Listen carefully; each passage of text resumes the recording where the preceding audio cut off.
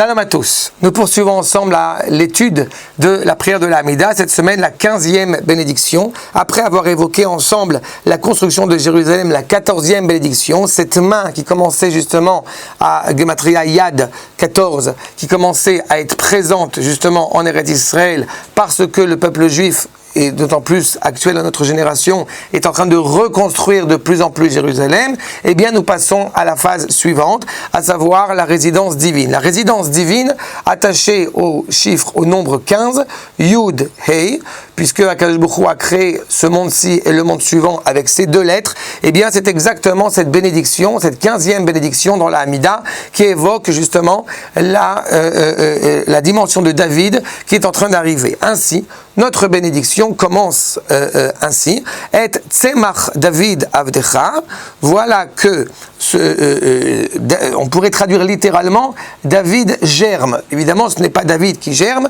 mais la royauté de David, ton serviteur, à laquelle on espère évidemment arrive rapidement, Mehera, eh bien, est en train au bout du compte de germer, est en train au bout du compte de grandir, de commencer à arriver. Au bout du compte, nous avons évidemment dans la fameuse tradition qui concerne les 4 anges tutélaires et qu'ils se sont posé la question, était-il reposant que l'homme soit créé ou non? Au bout du compte, pendant cette dispute entre la vérité, la justice, la paix et justement et la sérénité, eh bien, et la grâce, pardon, eh bien, le Créateur est allé créer l'homme. Et au moment où il revient et qu'il annonce effectivement que pendant cette discorde, eh bien, l'homme a été façonné, l'homme a été créé, la vérité s'offusque en prétextant que justement ils étaient arrivés à la conclusion qu'il n'était pas reposant que l'homme soit créé. À ce moment-là, Akadosh Baruch Hu jettera, nous rappelle le Midrash, la vérité par terre, et comme dira David, Aemet mi'aretz titzmach, la vérité germera de la terre.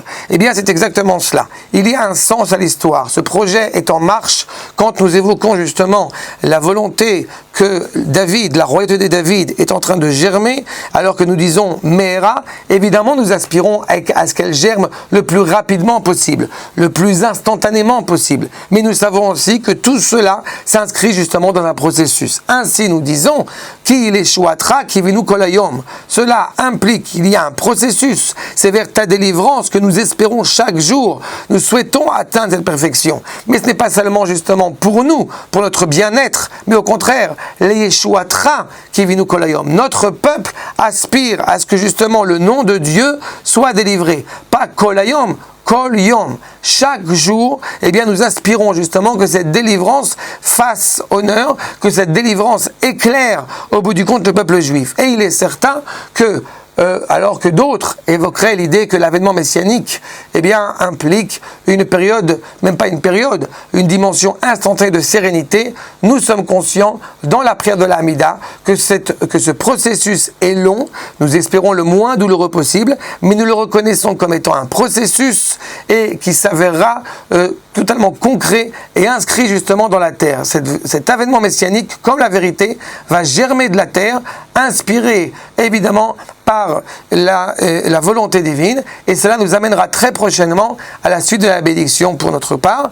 et aussi à la réalisation totale du projet messianique. Shalom.